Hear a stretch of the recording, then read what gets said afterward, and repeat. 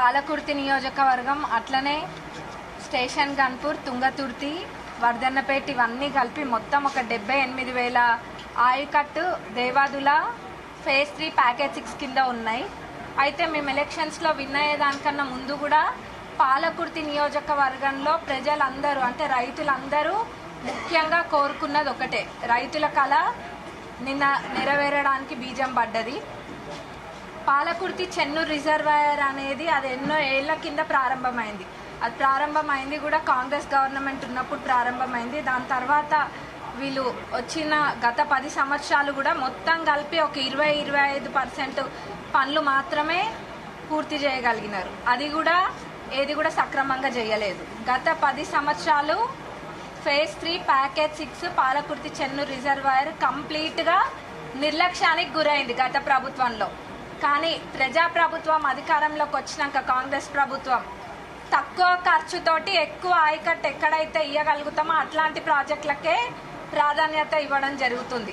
అంతేగాని లక్షల కోట్ల ప్రాజెక్టులనే మేడిగడ్డ లాంటి మేడిపండు లాంటి ప్రాజెక్టులకే కాదు, తక్కువ ఖర్చుతోటి ఎక్కువ ఆయకట్టు వచ్చే ప్రాజెక్టులకి ప్రియారిటీ ఇస్తుంది ప్రజాప్రభుత్వం. దానికి నిదర్శనం ఈ దేవాదులనే. మా 4 నియోజకవర్గాలలో అంటే మొత్తం 78,000 ఆయకట్టు అయితే అందులో పాలకుర్తి నియోజకవర్గంలో మా నియోజకవర్గంలో 45,000 ఆయకట్టు, మరి పక్కనే ఉన్న వర్ధనపేటలో 11,000 ఆయకట్టు, గన్పూర్లో 9,000, అట్లనే తుంగతుర్తిలోకి వచ్చేసి 13,000 ఆయకట్టు. మొదటి నుంచి కూడా మేమందరము దీన్ని ఎట్లనైనా ముందుకు తీసుకెళ్ళాలి, ఆర్య అనేది క్లియర్ చేయాలని అందరం కూడా అడగడం జరిగింది మన గౌరవ ముఖ్యమంత్రి గారిని, అట్లనే ఇరిగేషన్ మినిస్టర్ గారిని కూడా. వాళ్ళు కూడా దీన్ని ప్రియారిటీలో పెట్టి ఇది ఖచ్చితంగా రైతులకి మేలు చేకూరుతుంది అని చెప్పి దీన్ని ప్రియారిటీలో పెట్టి నిన్న క్యాబినెట్లో ఆమోదించడం జరిగింది. నేను మొత్తం మా 4 నియోజకవర్గాల ప్రజలందరూ కూడా ముఖ్యంగా రైతులందరూ కూడా ఇది ఒక పండగ వాతావరణం అని చెప్పుకోవాలి. ఎందుకంటే వాళ్ళది ఇది ఎప్పటి నుంచో ఉన్న కళ నెరవేరుతుంది. ఇది పూర్తయిన వెంటనే ఇంకా రైతులకు 4 నియోజకవర్గాలలో ముఖ్యంగా పాలకుర్తి మా నియోజకవర్గంలో ఎక్కువ దానిపైనే డిపెండ్ అయింది కాబట్టి రైతులకి ఎటువంటి ఇబ్బందులు లేకుండా పోతాయి, నీటికి కూడా ఎటువంటి ఇబ్బంది ఉండదు. మరి ఇట్లా అడిగిన వెంటనే మరి రైతుల కష్టాలను అర్థం చేసుకొని ఇట్లాంటి వాటికి ప్రాధాన్యతనిస్తూ ముందుకెళ్తున్నందుకు మన గౌరవ ముఖ్యమంత్రి గారికి అట్లనే ఇరిగేషన్ మినిస్టర్ గారికి అందరి తరపున రైతాంగం తరపున ధన్యవాదాలు తెలియజేస్తున్నాము. అంటే ఈ ప్రాజెక్టు గురించి ఇంకొంచెం తెలవాలి మీకు, ముఖ్యంగా ఫేజ్ 3 ప్యాకేజ్ 6 గురించి.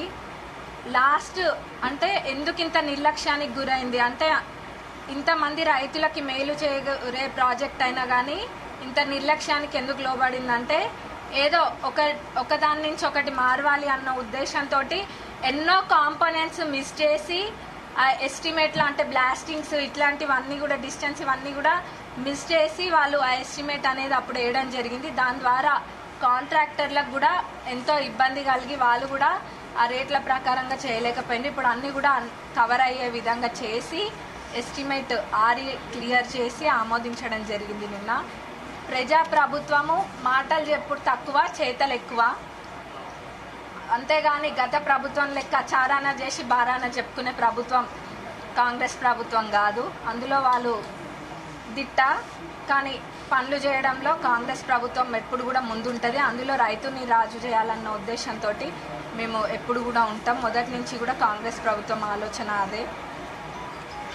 మా నియోజకవర్గంలో దీంతో పాటు వేరే నిధులు కూడా చాలా వచ్చినాయి, పనులు కూడా అన్నీ తప్పకుండా అవుతున్నాయి. రేపు జరగబోయే లోకల్ బాడీ ఎలక్షన్స్లో కూడా చాలా క్లియర్గా ఉంది, ప్రతి దగ్గర ఎగిరేది కాంగ్రెస్ జెండానే, గెలిచేది కాంగ్రెస్ వాళ్ళే, అందులో ఎటువంటి అనుమానం లేదు. మరొకసారి మన గౌరవ ముఖ్యమంత్రి గారికి ఇరిగేషన్ మినిస్టర్ గారికి ధన్యవాదాలు తెలియజేస్తూ ముగిస్తాం.